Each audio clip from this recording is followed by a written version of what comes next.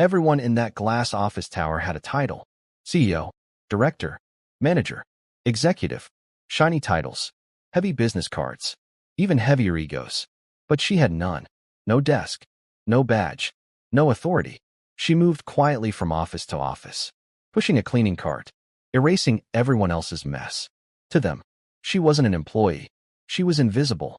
And yet, on the worst night in that company's history, when billions were on the line, when lawyers were panicking, when executives had already accepted defeat, a phone rang. Once, twice, again, ignored by everyone who mattered, until the only person left in the room was the one nobody ever noticed, the cleaner. And with one overlooked answer, she changed everything. Every evening, at exactly 9:15 p.m., when the last executives were packing their laptops, and the elevators were finally quiet, she entered the building, not through the front doors, but from the side entrance, the one without glass, without security greetings, without cameras that cared. She walked slowly, pushing a cart that squeaked with every turn, a sound so familiar that no one noticed it anymore. People passed her in the hallways. Some talked loudly on their phones. Some laughed. Some complained about stress, money, pressure. No one looked at her. No eye contact. No good evening. Not even a nod. Most of them didn't even know her name. To them, she wasn't a colleague. She wasn't even a person in their world. She was just background. Like the walls. Like the carpet. Like the trash she was paid to remove. Her job was simple, or so they thought. Clean offices. Empty bins full of shredded contracts and broken dreams. Wipe fingerprints off desks that held power she would never be offered. And when the lights went out, disappear. But what none of them knew, what none of them ever bothered to ask, was that while she cleaned those offices every night, she read the documents they left behind. She understood the words, the clauses, the foreign languages scribbled in margins. Because before she was invisible, she was qualified. She was educated. She was unheard.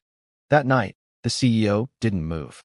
He sat alone behind a desk made of imported wood, in a chair worth more than some people's yearly salary. The city lights outside glittered, but inside his office, everything felt dark.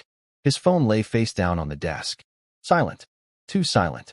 His biggest international client, a foreign government contractor, had gone completely quiet. No emails. No callbacks. No confirmations. Just silence. And silence, in his world, was never harmless. He stood up, walked to the window, and loosened his tie. This wasn't just another deal. This contract controlled hundreds of jobs, international credibility, investor confidence. One mistake, and the stock market would punish them by morning. His legal team had warned him. Different country, different culture, different rules. But he hadn't listened closely enough. Now, the client believed they had been disrespected, that a critical clause was ignored, that deadlines were violated. In international business, that kind of misunderstanding didn't just cost money. It destroyed reputations. He checked his phone again. Nothing. His assistant had already gone home. The board was waiting for answers he didn't have. Emails from investors were piling up unanswered. For the first time in years, the man who controlled everything had absolutely no control. He dropped back into his chair and buried his face in his hands. Billionaire, CEO, powerful, and yet completely helpless. Outside his office door, someone quietly pushed a cleaning cart past. He didn't notice, because in that moment, he believed the solution would come from someone important, someone with a title, someone with power. He had no idea that the only person left in the building who could still save him was the one he had never once seen. The building was almost empty now. Lights off, offices locked, hallways echoing with silence. Only the soft hum of air conditioning remained, and the squeak of a cleaning cart moving slowly across the floor. That's when the phone rang. Sharp, sudden, out of place. Once, no response. Twice, still nothing. The sound cut through the quiet office like a warning. Inside the CEO's office, the phone flashed with an international number. Country code unfamiliar. Time zone wrong. Anyone trained in business would know. This wasn't a casual call. This was urgent. But the CEO wasn't there. He had stepped out, trying to breathe, trying to think, trying not to panic. The assistant had already left. Security walked past the door, uninterested. The phone kept ringing. Outside, she froze. The cleaner. her hands still wet from the sink. The mop leaned against the wall. She stared at the office door. She knew the rules. Never answer phones. Never touch desks. Never cross invisible lines. Those rules were clear. But so was the sound of that phone. It rang again and again, each ring heavier than the last. She took one step closer. Her heart pounded. If she answered and got caught, she could lose the only job she had. But if she didn't, whatever was on the other end of that line would be lost forever. She had heard this kind of urgency before. Long ago. In another country. In another life. She reached for the phone. Paused. Closed her eyes. And lifted the receiver. "Hello?" she said, barely above a whisper. There was a sharp intake of breath on the other end. Then a voice. Fast. Foreign. Angry. The caller spoke of missed deadlines. Of disrespect. Of silence taken as insult. Words flew faster than most people could follow. But she followed every one.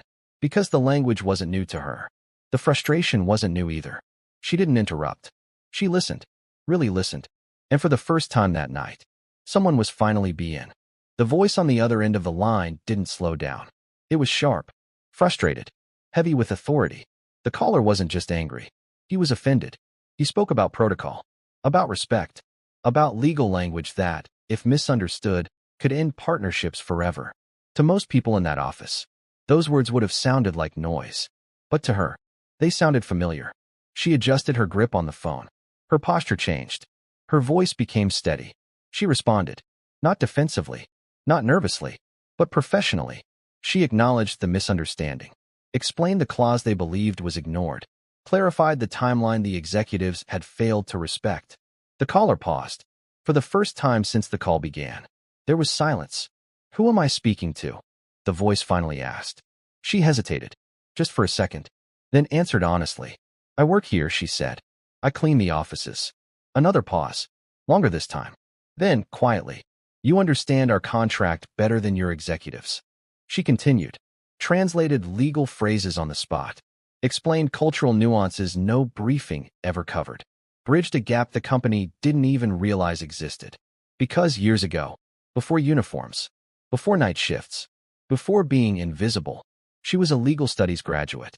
She had worked as a foreign language translator. Sat in rooms like this, but on the other side of the table.